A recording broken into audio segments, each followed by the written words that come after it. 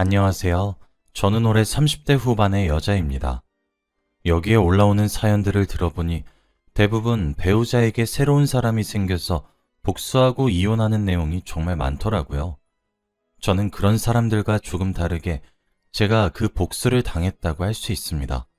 다들 예상하시는 상간녀 소송을 당했어요. 지금까지 들으시면 제가 천하의 나쁜 여자라고 생각하실 겁니다. 그런데 저는 불륜을 저지르지도 않았는데 상간녀로 오해를 받았어요. 그래서 제가 그때 어떻게 헤쳐나갔는지 말하기 위해 이렇게 글을 씁니다. 그때만 생각하면 아직도 화가 미친 듯이 치밀어 오르네요. 저는 대기업을 다니는 평범한 여자였습니다. 또래에 비해 이른 나이에 좋은 회사에 입사해서 승승장구를 하고 있었죠. 가족들도 화목했고 결혼을 약속한 남자친구도 있었기에 남부러울 것이 없었습니다. 그리고 일도 제 적성에 잘 맞아서 승진도 빠르게 했어요. 다른 부서에서도 저를 아는 사람이 많았고 제 이름이 흔한 편이지만 회사에서 저의 이야기를 끊임없이 했습니다. 저는 인생에 대한 만족감도 너무 높았고 인간관계도 아주 좋았죠. 어느 날 회사 점심시간에 식사를 하려고 하는데 그때 마침 여름이 다가와서 다른 직원들이 다이어트를 한다고 도시락을 싸왔더라고요. 늘 밖에서 다 같이 먹거나 구내식당을 가는데 그날부터 갑자기 저 빼고 다 싸우면서 야채를 먹었습니다. 그래서 점심밥을 누구랑 먹어야지 고민을 하다가 팀장님과 눈이 마주쳤어요. 팀장님도 다이어트를 하지 않는 사람이라 도시락을 싸오지 않았고 결국 둘이서 점심밥을 먹게 되었죠. 원래 팀장님과 친하긴 한데 워낙 말수가 적은 분이셔서 단둘이서 깊은 대화를 나눠본 적은 없어요. 그래서 그 식사 자리가 어색하진 않을까 걱정이 되긴 했지만 제가 분위기를 풀어보려고 했습니다. 팀장님과 저는 회사 근처 식당으로 가서 밥을 먹었어요. 그런데 생각외로 대화가 정말 잘 통하는 거 있죠? 되게 매너도 좋으시고 제가 하는 말에 따뜻하게 대답을 해주셔서 시간 가는 줄 몰랐습니다. 팀장님의 사적인 이야기도 몇 번 들으니 더 친해진 기분이었어요. 이야기를 나누다 보니 팀장님과 아내분의 이야기를 듣게 되었습니다. 저는 남자친구와 오래 연애를 해서 곧 결혼을 하려고 준비 중이었어요. 그래서 먼저 결혼을 하신 팀장님의 경험에 빗대어 교훈을 많이 들었습니다. 혼수 준비와 결혼 준비는 어떻게 해야 이득인지 다 알려주셨죠. 도움을 정말 많이 받았고 결혼에 대한 조언도 많이 해주셔서 좋은 시간이었어요. 그리고 아내분께서 임신을 하셨단 말도 꺼내셨죠. 저는 정말 축하드린다며 제가 평소에 궁금했던 임신에 관한 질문도 마구마구 했어요. 저희 질문에도 팀장님은 싫은 내색 하나 없이 정성스레 다 답변을 해주었고 이야기를 나누어 보니 농담도 잘하시고 되게 유머러스 하시더라고요. 그래서 정말 많이 웃었고 점심시간이 다 끝나가는 줄도 몰랐습니다. 그날부터 다른 팀원들이 식당을 가지 않으니까 저와 팀장님은 자연스레 매일 점심을 같이 먹게 되었죠. 정말 대화가 잘 통했고 친구처럼 떠들다가 점심시간이 다 간 것 같아요. 저도 남자친구한테 팀장님에게 들었던 결혼에 대한 정보를 다 말해주었고 저희는 진지하게 결혼 준비를 본격적으로 하기 시작했습니다. 양가 부모님께 인사도 드리고 식장도 예약하면서 정말 바쁘게 살았어요. 준비하는 과정에서도 경험자에게 물어보고 싶었던 것을 점심시간에 팀장님께 물어보았죠. 사적인 연락은 일절하지 않았고 팀장님과 이야기를 나눈 건 점심시간 뿐이었습니다. 확실히 결혼을 한번 해봤던 분이셔서 그런지 척척 박사더라고요. 부모님 선물은 어떤 거라고 혼수는 어떤 거라는 게 좋은지 이런 사소한 정보들을 얻게 되니까 되게 도움이 많이 되었습니다. 그리고 팀장님의 말을 듣고 그대로 실천하면 전부 다 긍정적인 반응이셨죠. 그래서 제가 점심밥을 많이 사기도 했고 고맙단 말도 정말 많이 했습니다. 그렇게 저희의 결혼은 점점 더 가까워지고 있었어요. 팀원들도 저의 결혼을 기대하고 있었고 결혼식 날짜는 언제고 신혼집은 어디냐며 이것저것 물어봤죠. 저희는 결혼을 한 달 정도 남겨놓고 있었고 너무 기대가 되어서 매일 잠도 잘 못 잤습니다. 그런데 어느 날 갑자기 저희 집으로 우편물 하나가 왔어요. 그 우편물을 열어보는데 저는 너무 당황스러웠습니다. 왜냐하면 바로 상간녀 소송을 당했단 내용이었거든요. 다른 집에 가야 하는 게 저한테 왔나 싶었지만 주소를 확인해도 저희 집이었고 이름도 저였습니다. 저는 다른 남자를 만나고 있지도 않은데 고소를 당하니 너무 억울했죠. 그래서 남자친구한테 말해주었습니다. 남자친구도 당황해하면서 이게 어떻게 된 거냐고 했고 시간이 지날수록 저를 의심하는 것 같았죠. 그리고 제 휴대폰을 뒤지기 시작하면서 정말 남자가 없는 거 맞냐고 물었습니다. 그 당시에는 남자친구한테 실망을 많이 했지만 저 같아도 남자친구에게 똑같은 일이 생기면 휴대폰을 뒤지면서 의심을 할 것 같아요. 제 휴대폰을 뒤져도 나오는 게 없으니 남자친구는 답답해하는 것 같았습니다. 제가 아니라고 몇 번이나 말해도 믿지 않았죠. 너무 억울했고 당장이라도 저를 소송한 사람을 찾아가고 싶었지만 아무런 정보가 없었으니 할 수가 없었어요. 태어나서 고소를 당해본 게 처음인데 그걸 상간녀 소송으로 당하니 너무 무서웠습니다. 남자친구도 혼란스러워했고 저희는 어떻게 해야 하나 고민을 하다가 변호사를 찾아가 보기로 했어요. 어떻게든 저는 이 잘못을 바로잡아야 했고 도대체 누가 어떻게 보낸 건지 확인하고 싶었거든요. 저희는 며칠 뒤 바로 유명한 변호사 사무실을 찾아가 모든 사실을 다 말했습니다. 변호사분도 이런 경우는 처음 맡아본다고 하더라고요. 그리고 며칠 뒤 저에게 저를 소송한 사람의 연락처를 주었습니다. 저는 그 사람과 한번 만나보고 싶었어요. 그래서 연락을 했더니 네가 내 남편한테 꼬리친 년이니? 라며 화를 내더라고요. 솔직히 그때까지 세상이 저를 가지고 장난을 치나 싶었습니다. 너무 당당하고 뻔뻔하게 행동하니까 오히려 제가 잘못했나 싶었죠. 그리고 저는 아니라고 오해 말라고 말을 했지만 들을 리가 있나요? 그 여자는 저보고 얼굴 보고 이야기하자고 했고 저도 그 말에 동의했습니다. 결국 월차를 내고 그 여자를 만나러 한 카페로 갔어요. 사람들도 정말 많아서 누군지도 처음에 못 알아봤고 전화를 걸어 얼굴을 확인했죠. 그런데 정말 평범하게 생기신 아줌마더라고요. 서로 얼굴을 확인하고 저는 어떻게든 오해를 풀기 위해 이야기를 나누려고 자리에 앉았습니다. 그런데 제가 자리에 앉자마자 테이블에 놓인 아이스 아메리카노를 제 얼굴에 냅다 뿌리셨어요. 저는 갑자기 일어난 일에 너무 놀랐고 꿈인지 생신지 모르겠더라고요. 그러면서 저에게 니년 때문에 우리 가족이 다 파탄이 났어. 내 뱃속에 있는 애는 어쩔 건데? 네가 우리 남편한테 꼬리치지만 않았어도 우리 남편 바람 안 났어. 라고 하며 큰 소리를 질렀고 카페에 있던 사람들이 전부 다 저를 쳐다봤죠. 저는 온몸이 다 커피로 물들었고 눈에까지 아메리카노가 들어와서 눈을 뜰 수 없었습니다. 사람들은 그 여자의 말을 듣고 수근수근 거리고 있었고 저는 말문이 턱 막혔어요. 그리고 손님들이 카메라를 들고 저를 찍고 있었습니다. 그 여자는 배가 다 나온 만삭의 여자였고 화가 나서 씩씩거리고 있는데 그때 갑자기 배를 움켜잡고 쓰러졌어요. 사람들이 그 여자에게 다 달려가서 구급차를 불렀고 저한테 화를 냈습니다. 아주머니들은 저에게 가정 파탄낸 나쁜 년? 썩 꺼져! 라고 했고 어디서 소금을 구하셔서는 저에게 냅다 뿌리셨습니다. 다른 사람들도 카페에서 저를 내쫓았고 저는 죄인이 되었죠.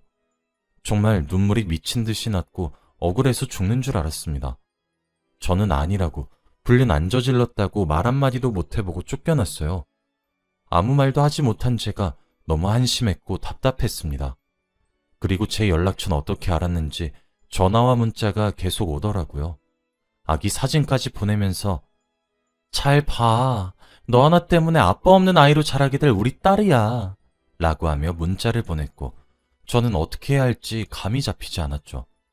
그리고 제 카톡 프로필 사진을 보고 곧 결혼을 한다는 것을 알았는지 결혼식에 와서 깽판을 칠 거고 저희 친정 부모님과 시댁에도 다 알릴 거래요. 저는 그 말을 듣고 정말 소름 돋았습니다. 제가 계속해서 전화도 하고 문자도 남겼어요. 오해라고 제가 절대 아니라고 말이죠. 그런데도 계속 똑같은 말만 반복하시니까 제가 할 말이 없더라고요. 저는 이 일 때문에 스트레스가 너무 쌓여서 일에 집중이 안 됐고 결혼 준비도 너무 벅찼어요.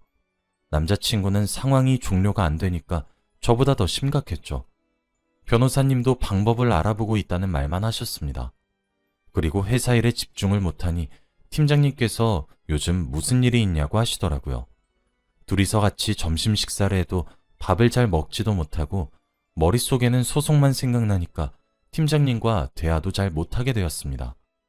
확실히 예전과 모습이 다른 저를 보면서 팀장님이 많이 물어보셨어요. 분위기를 전환하려고 자기 이야기도 많이 하셨죠.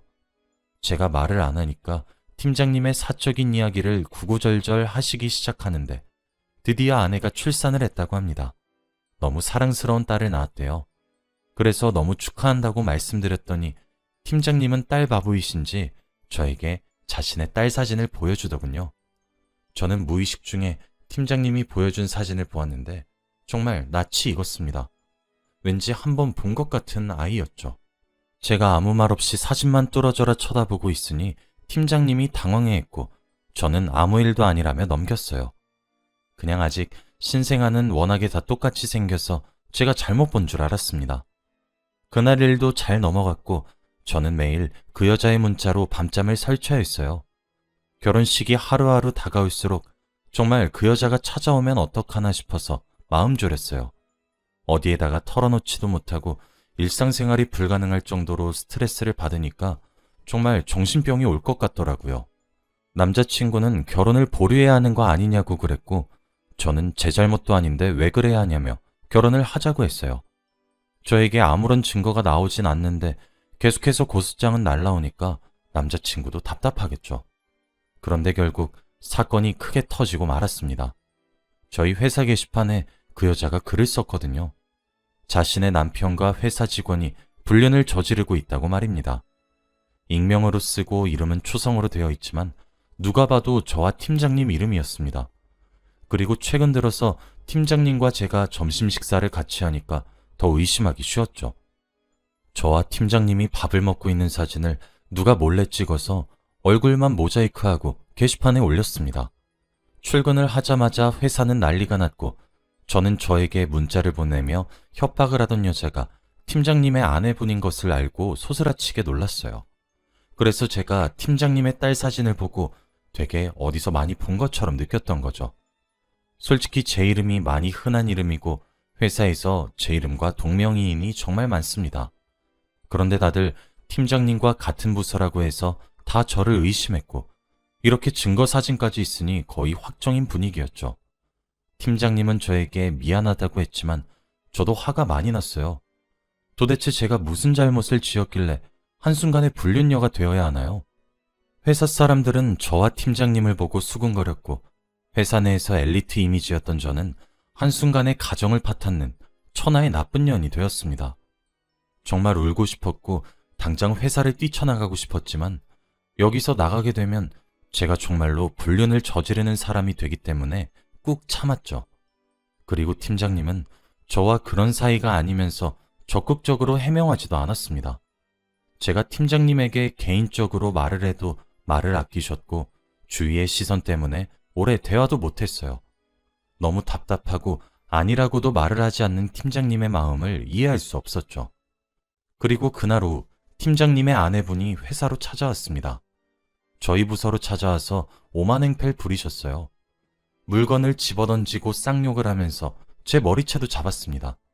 그러면서 야, 네가 이래도 내 남편 불륜녀가 아니야? 이렇게 떡하니 같은 부서인데? 오늘 너 죽고 나 죽자. 당장 이 회사 사장 데려와. 라고 하며 난리를 피웠죠. 저는 머리채까지 잡혔고 팀장님이 상황을 정리했습니다. 난리가 난 곳에 사람들이 잔뜩 몰렸고 결국 사장님이 오셨죠. 그리고 아내분은 사장님한테 저와 팀장님을 해고시키라고 했습니다. 이런 사람들은 회사에서 일을 하면 안 된다고 말이죠. 저는 아무 죄도 없이 한순간에 잘릴 위기에 처해 있었고 계속 아니라는 말만 반복했습니다. 너무 억울하고 답답해서 눈물까지 났어요. 그런데 거기서 팀장님은 충격적인 말을 하셨어요. 여보, 이 사람 아니야. 아내분은 그게 무슨 말이냐며 당황해했고 팀장님은 한숨을 푹 쉬다가 진실을 다 말씀하셨죠. 우리 부서 김민영이 아니라 다른 부서 김민영이야. 알고 보니 팀장님과 정말 불륜을 저지르고 있던 사람은 바로 저희 옆 부서 여자였습니다. 신입사원이었고 회사에서 팀장님과 한마디도 주고받지 않은 사이였기에 더 놀랐죠. 저희의 상황을 보고 있던 직원들은 한순간에 옆 부서 김민영 직원을 바라보았고 그 사람은 얼굴이 시뻘개졌죠. 저는 모든 게 끝났다는 생각에 눈물이 왈칵 쏟아졌고 드디어 누명에서 벗어났다고 생각했습니다. 아내분은 어찌할 바를 몰랐고 저는 순간 화가 미친 듯이 났죠. 아내분은 저한테 미안하다며 사과를 했지만 저는 용서하지 않았습니다. 제가 아무리 아니라고 해도 믿지 않았고 말도 안 되는 말로 사람 인생을 망쳐놨으니 벌을 받아야 한다고 생각했어요. 그 여자는 미안하다며 무릎을 꿇고 싹싹 빌었고 저는 절대 선처 따윈 없다고 못을 박았습니다. 그리고 변호사를 찾아가 그 여자를 명예훼손으로 고소했습니다.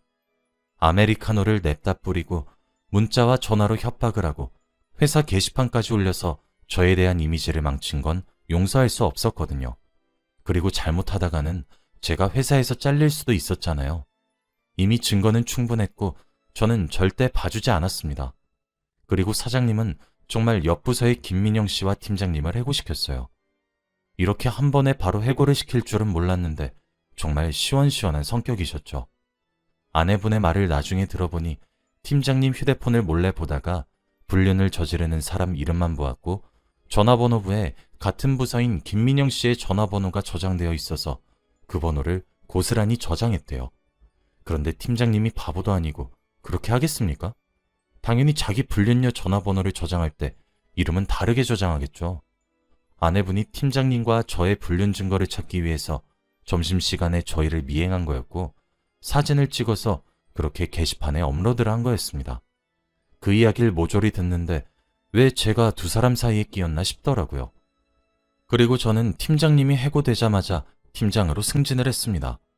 직원들도 저한테 그동안 미안했다고 사과를 했고 저는 괜찮다고 했어요. 저는 결혼식 준비도 다시 시작했고 남자친구는 미안하다고 사과를 했습니다. 솔직히 다들 저를 의심한 남자친구도 다시 만나지 말고 새로운 연애를 하라고 했지만 저는 남자친구를 이해해요. 만약 저와 똑같은 상황을 남자친구가 겪는다고 해도 저는 분명 의심을 할 겁니다. 그리고 고소가 끝나고 합의금을 받은 뒤 저는 가족들에게 이야기를 다 해주었어요. 제가 이런 일을 겪었고 마음고생을 했다는 것을 알고 나서 정말 잘해줍니다. 남편도 저에게 늘 미안한 마음을 가지고 살고 있어요. 지금은 전 남편과 결혼을 하고 저희 부서의 팀장 일을 그대로 하고 있습니다. 다행히도 그 여자는 제 결혼식에 와서 깽판을 치지도 않았고 그 뒤로 연락도 없어요. 팀장님과 옆 부서의 김민영 씨는 어떻게 됐는지 들어보니 결국 헤어졌다고 하더군요. 팀장님이 그 여자 집에 몸만 들어가서 결혼한 경우여서 이혼을 하면 팀장님의 손해가 많다고 합니다. 그래서 어쩔 수 없이 헤어졌고 아내분과 팀장님은 딸을 키우면서 잘 살고 있대요. 정말 이럴 거면 왜 난리를 피웠나 모르겠습니다. 저는 그 사건이 있고 나서 사람들이 잘 쓰지 않는 이름으로 개명했어요. 동명이인 때문에 일어난 사건이어서 제 이름이 싫어졌거든요. 그래서 한국 사람들 중에 몇 없는 이름으로 개명을 했고 새 출발을 했습니다. 저는 지금 아주 행복하고 과거의 일을 장난스럽게 이야기하곤 해요. 지금 생각해도 어떻게 저한테 이런 일이 일어났나 싶습니다. 다들 제대로 알아보고 행동으로 옮기시길 바래요. 팀장님 아내분처럼 앞뒤 가리지 않고 바로 직진만 하시면 나중에 큰 코 다칩니다. 그리고 사람이 계속 아니라고 하는 데는 다 이유가 있다는 것도 아셨으면 좋겠어요. 그때 생각만 하면 아직도 억울합니다. 저의 이야기는 여기까지예요. 들어주셔서 감사합니다.